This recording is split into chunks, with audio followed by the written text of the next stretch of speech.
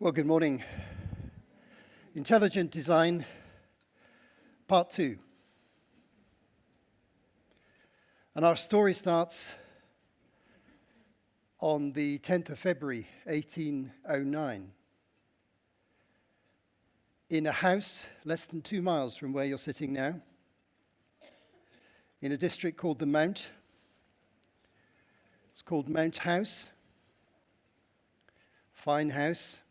Still there today, where on that day Charles Darwin was born. The son of a local doctor and business investor, rather a wealthy man. It was an upper middle class family. Darwin was one of 6 children and an unusual child from the early days.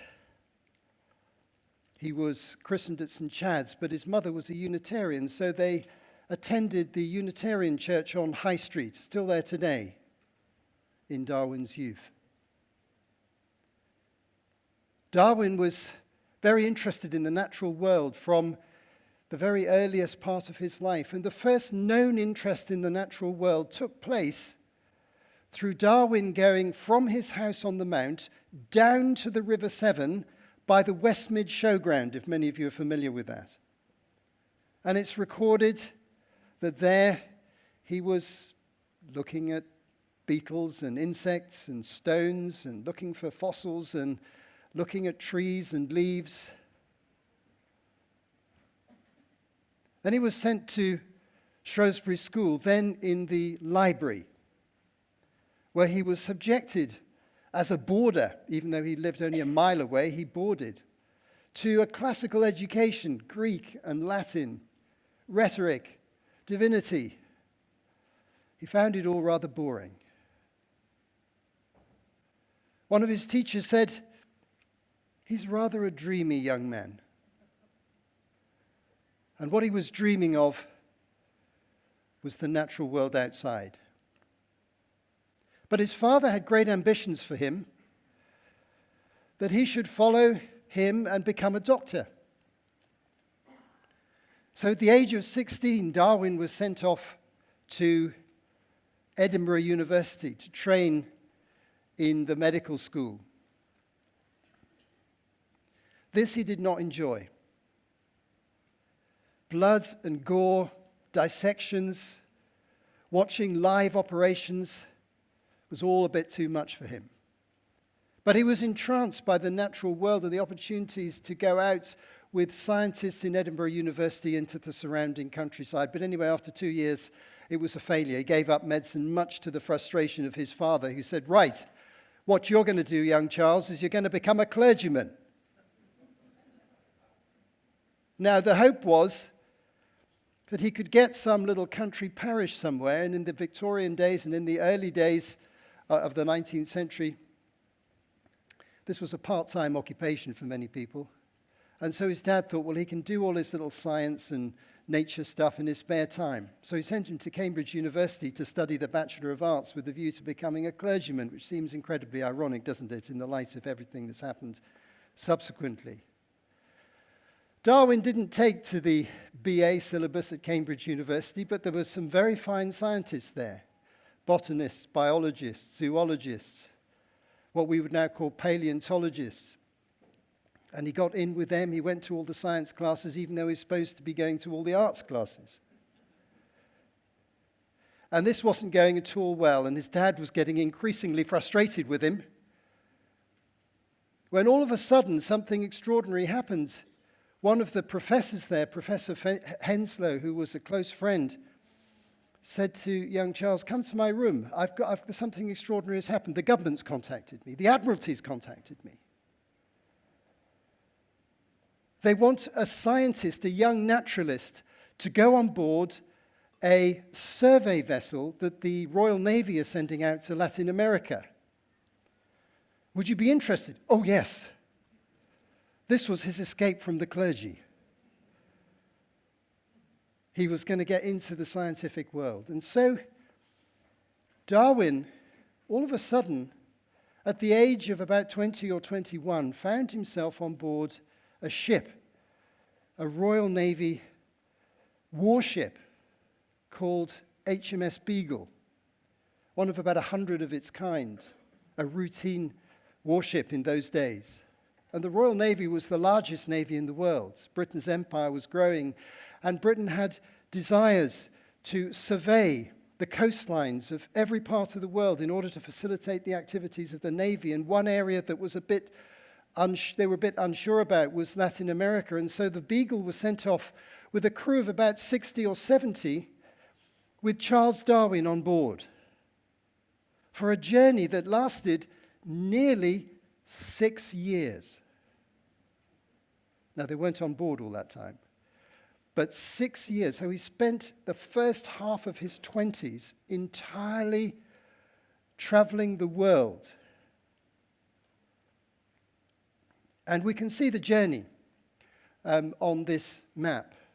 Down to Latin America, down the coast of Brazil, Uruguay, Argentina, round Cape Horn, and then up the other side, Chile, Peru, etc.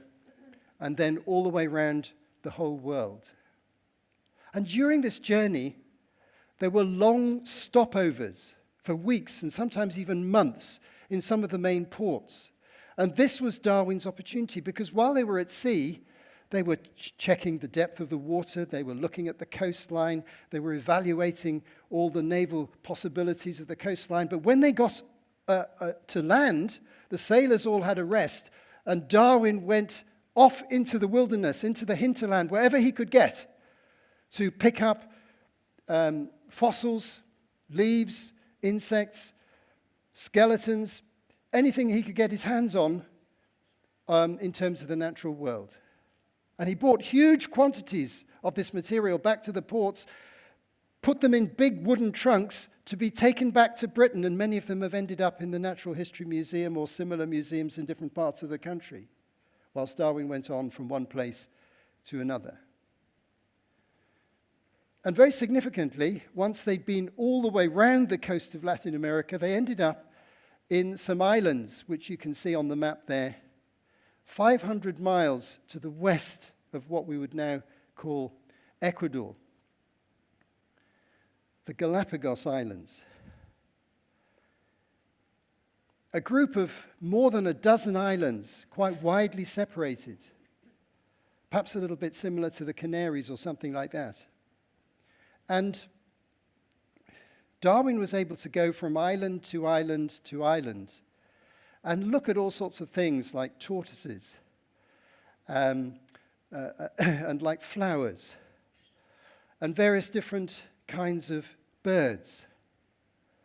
And very famously, he was struck by the different types of the species of finch birds that he saw. And he noticed a difference between the different islands in terms of the formation, particularly of the beak of the finches. They seem to be somehow or other adapted to their particular environment. Some more focused on eating insects, some more focused on seeds. And there was a big variation that had developed. And Darwin began to speculate on how it was that species vary a lot amongst themselves. And this put an idea in his head, which became the germ of the idea of what we now call evolution. Now, after all these 5 years at sea, Darwin came back, and he came back here to Shrewsbury after a few days. He landed down on the south coast and immediately came up to see his dad, hoping that his dad would be pleased with him. And he was. And they decided, no, he wasn't going to be a clergyman after all. He was going to be a scientist. But the extraordinary thing about Darwin was that he never, ever had a job as a scientist. Because his dad was so wealthy, he set him up in Kent in a very nice big house called Down House. I've been there. It's a museum now. You can have a look around. And he got married, had a family, and had enough money to pursue his scientific interest for the rest of his life without ever having a job. Just imagine that. All because of his dad's wealth. So there was Darwin in the late 1830s beginning to think about what he had seen in this amazing 5-year trip around the world. And he continued his research. Darwin was an astonishingly meticulous researcher. And he wrote up his research in great detail. You probably don't know this, but he became the world expert on barnacles, which he'd seen a lot of in Latin America. He wrote a big book. I've looked at a lot of and read a lot of Darwin's stuff. That wasn't an easy read for me. And he also had a great interest in earthworms. Again, not a great read as far as the modern reader is concerned. And he wrote all these very obscure papers about different things. But his reputation grew. But for our purposes, what grew in his mind was an idea that revolutionized science and which we're going to critique through our discussion of intelligent design. But you need to understand the idea before we reflect on it. And his idea was that species and creatures weren't in separate groups that sort of developed separately from separate origins, but they all developed from a single origin. We might call it from molecules to man. And so we get the idea of the tree of life, the idea of common ancestry. This is something that came from Darwin. And when he published his book in 1859, The Origin of Species, his famous book, which is well worth reading thoroughly, by the way, in terms of understanding Darwin. Many people talk about Darwin having never read the book, which always puzzles me, but there we are. In the book, in an early edition, you see this illustration. And this illustration suggests the idea that these tiny little variations that he saw in the Galapagos with the finches and lots of other mockingbirds and all sorts of other different things, if you extrapolate that back historically, you'll find that all of life fits together into a single common ancestry. And he said that the mechanism which drove this was a purely natural mechanism. And he called this mechanism natural selection. We've got a little quote from the book coming up here. Forgive the rather antiquated Victorian language, but he said, but if variations useful to any organic being do occur, assuredly individuals thus characterized will have the best chance of being preserved in the struggle for life, and from the strong principle of inheritance they will tend to produce offspring similarly characterized. This principle of preservation I've called, for the sake of brevity, natural selection. Now, just in a nutshell, in an extraordinarily oversimplistic way of explaining it, you could explain it like this. Imagine, and this is often used in scientific explanations. It's oversimplistic, but at least it's a start. If we have giraffes in the African savanna, and they have varying lengths of their necks, the ones that are likely to prosper are the ones with slightly longer necks. Why is that? Because they have more access to food. So if we extrapolate that principle, the polar bears with the thicker skin, the adaptation of a better eye, any kind of adaptation which happens just by accident will tend to be perpetuated because those creatures are more likely to survive. That's the general idea. Anyway, as soon as Darwin published in 1859, there was a gigantic furore in the scientific world in Britain and in other parts of Europe and in North America where Darwin's ideas were quickly propagated. His book sold out on the first day. It became an absolute bestseller. When you read back now, people often characterize this period as the rapid success of the Darwinian ideas against all comers, but it wasn't totally true. So now I want to tell you a part of the story that you probably don't know, and which we do need to think about. The scientific opponents of Darwin were many, and many of them were very eminent. A year after the publication of his book, there was a famous debate in the Natural History Museum in Oxford University between the Bishop of Oxford, Samuel Wilberforce, the son of William Wilberforce, the great reformer, and Professor Thomas Huxley, known as Darwin's bulldog. He was the publicist of Darwin. Darwin was rather a quiet and retiring man. He liked to sit in his little study in Down House and write his papers, but he wasn't very good at public speaking and confrontation. But Huxley made up for it. They had an absolute set to. Wilberforce was quite a competent amateur scientist himself, and those who were there tell us that there was no obvious winner. This story's been respun by people subsequently, and it's become something of a myth that the bishop was humiliated. This was not the case. But more importantly, and I studied this very particularly as a historian, thinking what really went on at this time. And this is very relevant to what we're going to talk about at the end of this talk when I try and link up with what Stuart Burgess said last week. What we find is there were quite a few eminent scientists who stood out very firmly against Darwin. Here are two examples coming up in the next slide. Professor Richard Owen was a fossil expert of great eminence in Britain. And he actually was the founder and the first superintendent of the Natural History Museum in London. He was extremely eminent. And he came out as a top scientist against Darwin. He believed actually that when you look at species, there are what he called archetypes, design characteristics for groups. Let me try and illustrate this for you. In other words, they weren't all connected together in a single tree. There were lots of mini trees, if you can imagine that. Just think of this example, which is one that we often think of. Think of the cat family. Some of you, like me, may own a domestic cat. And you may have noticed the extraordinary similarity between the domestic cats that we may have and the big cats of the African savanna and the Indian forests.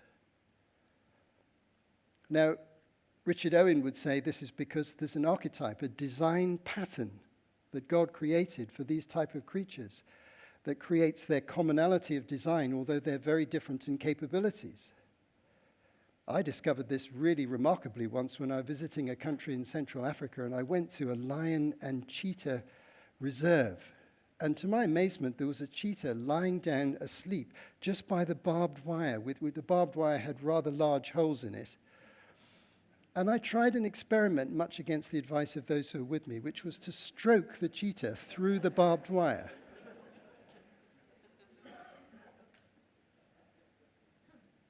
It purred.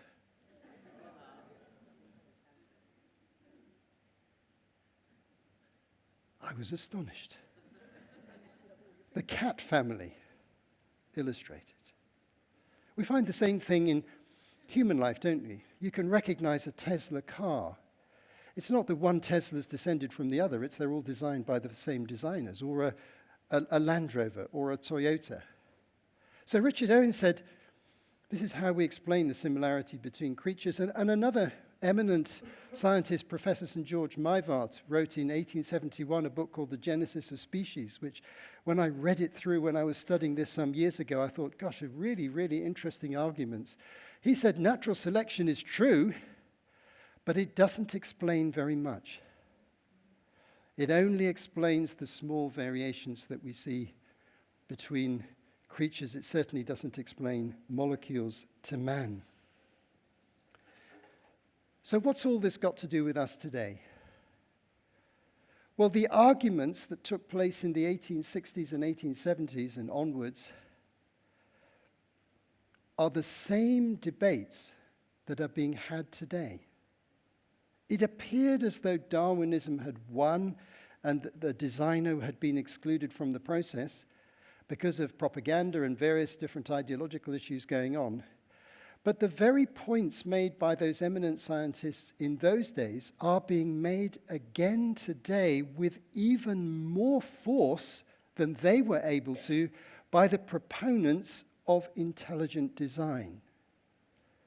So let's go back to Oxford University and the Natural History Museum. And in 2008, we have a modern version of the earlier debate. Here are two people you may well have heard of. Professor Richard Dawkins, of course, is the arch exponent of secular atheistic evolutionism and Darwinianism. And he was challenged to a debate by Professor John Lennox, who's a Christian and professor of mathematics at Oxford University at the time. And they had a very energetic debate at the University of Oxford in 2008, covering exactly the same type of issues that had been discussed in the 1860s and 1870s, updated through the incredible advances of science.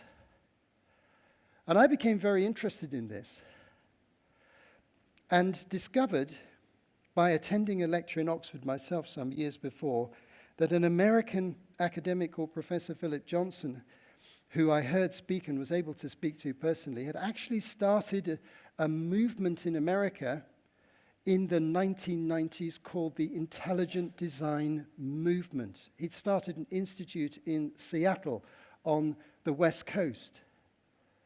And the basis of this was the following: that science itself, when properly understood, argues against a secular or atheistic interpretation of the natural world. Science itself.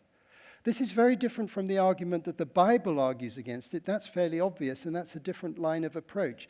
But the intelligent design approach is basically saying science itself does not support the conclusions that are being proposed. There's a better inference from science, which is that there's an intelligent designer, some cause outside the universe. Then in 2009, we had the 200th anniversary of the birth of Charles Darwin that I told you about at the beginning. And in Shrewsbury, there were some big celebrations. And I put on a little conference at the football ground, actually, called Honest to Darwin, where I invited some scientists to come here. And I heard some who were Christians or had a theistic belief, and I heard that the leader of the Discovery Institute in America was in the country. His name was Dr. Stephen Meyer. I heard that he'd come to Cambridge for this, so we contacted him and said, "Do you mind coming to Shrewsbury as well?" And the only reason we managed to get him here was because it's Darwin's birthplace. We said, "We'll give you a guided tour of the town and show you all the statues of Darwin." He said, "Yes, I'll come." So here is the man who has become the preeminent exponent of intelligent design and has written some astonishingly good books, which I've listed here, and who's now a media personality of the highest significance across the world, particularly in the USA, and was very recently, for example, interviewed by Piers Morgan, and Piers Morgan didn't come out tops in that interview, which is unusual. He was very respectful. And I had some time with Stephen Meyer in private conversation. I began to realize the extraordinary depth and breadth of the scientific information now emerging, which was not available to Charles Darwin and his contemporaries. That points to an intelligent designer. And this argument, this information, largely follows these three areas, which we can only touch on very briefly. Microbiology. To Darwin, a cell in the body was nothing but a blob under a microscope in his study at Down House.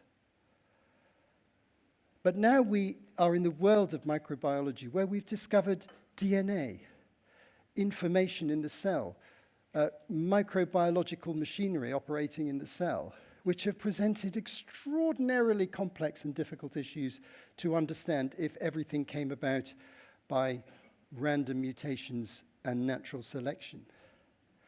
Secondarily, in the area of physics, we now have a much more precise understanding of the laws that govern the physical universe, the constants, as the physicists often call them, but they're basically the laws of science, some 15 or 20 key constants.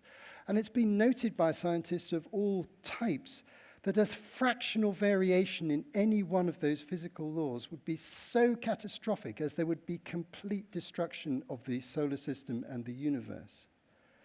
And so some people have come to call this the fine-tuning of the universe. These laws all fit together in such a way as to create an orderly universe, which can create an orderly world, which can allow for an orderly natural world on Earth, which can allow for orderly life for humans.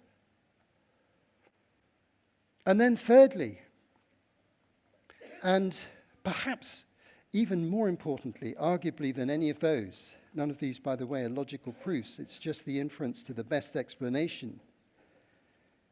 But thirdly, we have the question of cosmology. Scientists used to believe until about the mid-20th century, cosmologists, astrophysicists used to believe that the universe was in a situation they would describe as a steady state.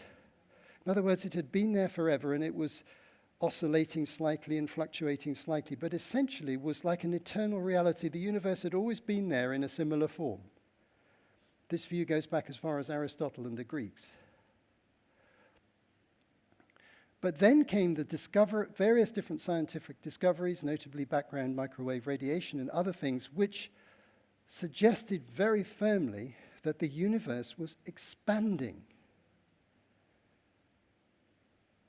And the space between different galaxies was growing and growing all the time. And this has now become the consensus of the scientists. So there's been a scientific revolution since the days of Darwin concerning the universe. In Darwin's day, everybody thought it had been there forever. But now, if you extrapolate historically that process, so if the universe is expanding and expanding and expanding, let's then go back in time. Okay, you go back in time, what's happening? It's contracting, it's contracting, it's contracting, it's contracting. What's the logical conclusion of a contraction of the universe? The logical conclusion is there's a starting point, or as the scientists prefer to call it, a singularity. Basically, the same thing. A beginning. This has enormous significance for us, and hence the idea of the Big Bang. Now, the Bible's always said the universe had a beginning. There was a time when it didn't exist. But if the universe has a beginning, we have a very difficult philosophical and scientific question forced upon us now through science that scientists previously didn't think about because they thought the universe was in a steady state format. Now, we have to ask ourselves, what was before the Big Bang? And that is a very, very difficult question if you are not a theist and don't believe in an external cause. What could possibly exist beforehand? Brian Cox, popular scientist on the media, writes and says that the ingredients for matter were always there. And Stephen Hawking, the famous scientist from Cambridge University, proposed that the laws of physics had always been there, and the laws of physics and those pre-existing elements were enough to create the Big Bang. But then, of course, we've still got the same question, haven't we? Where did the law of physics come from? And where did those ingredients come from? And anyway, do laws not just describe a physical reality? They don't form a physical reality. So we're entering into a very, very difficult world.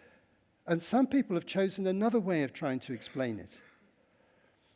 And this alternative method is to suggest that there are many, many universes.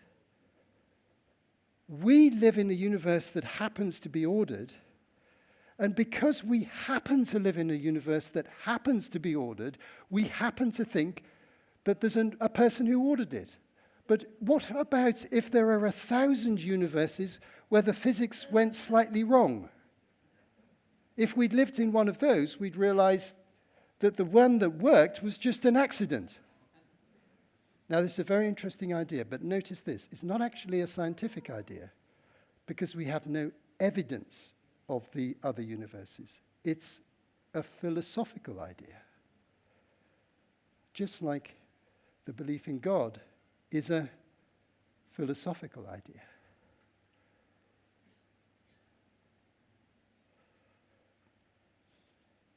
So here's another way of looking at it. The universe had a beginning.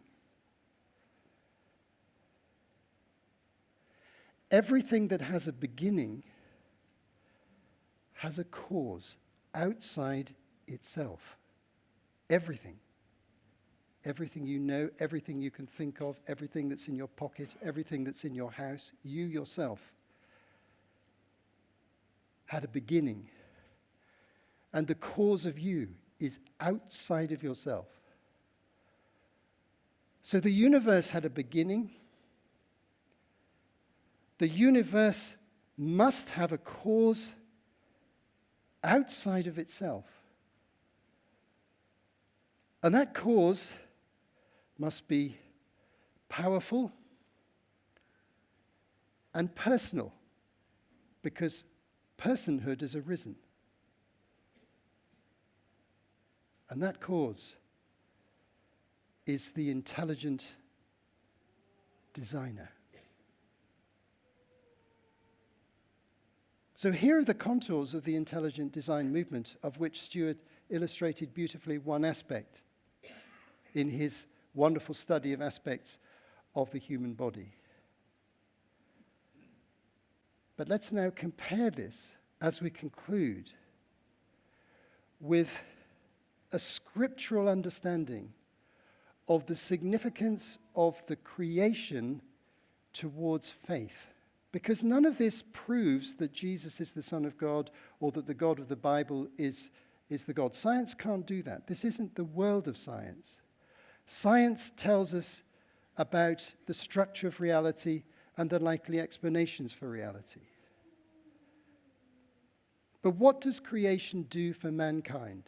Let's go to Psalm 19. We've had a lovely reading from Psalm 8 already, which gives the same point. Think of this for a moment in the light of all our discussions. Psalm 19 and the first 3.5 verses. The heavens declare the glory of God. The skies proclaim the work of his hands. Day after day they pour forth speech. Night after night they reveal knowledge. They have no speech. They use no words. No sound is heard from them. Yet their voice goes into the whole earth, their words to the end of the world. Here's this astonishingly powerful poetic statement. Creation speaks to us. But not with words. Creation has no words. But creation has another language. It is a demonstration of the glory of God. It indicates to us intuitively as human beings, 1000 BC when David wrote that, 2024 AD when we are looking at this complex science, it indicates to all of us that there is a creator, an intelligent designer. The evidence is there. There's intuitive evidence to the non-scientist, that's most of us, and there's technical evidence to the scientist. And in Romans 1, verse 20, Paul speaks of the power of creation and says, for since the creation of the world, God's invisible qualities, his eternal power and divine nature have been clearly seen, being understood from what has been made, so that people are without excuse. Eternal power. An eternal being, a divine being, a powerful being, has created everything that exists. The natural world is a signpost to God. Mankind has two signposts to God without the Bible and special revelation. One of them is your conscience, your inner sense of right and wrong and moral truth and the need to resolve moral issues in your life. And the second is the creation itself. And when you hear someone like Stuart talking, you just get a sense of that as you understand some tiny little part of the complex and magnificent creation. Something in you says, wow.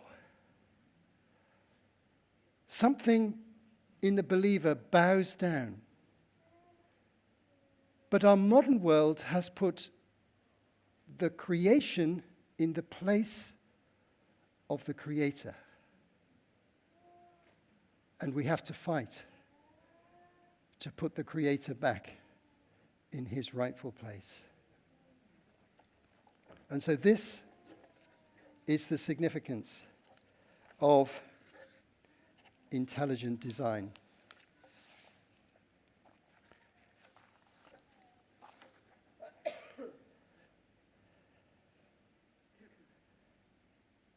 Here are some words we're going to sing in a moment. Maybe the band could come up.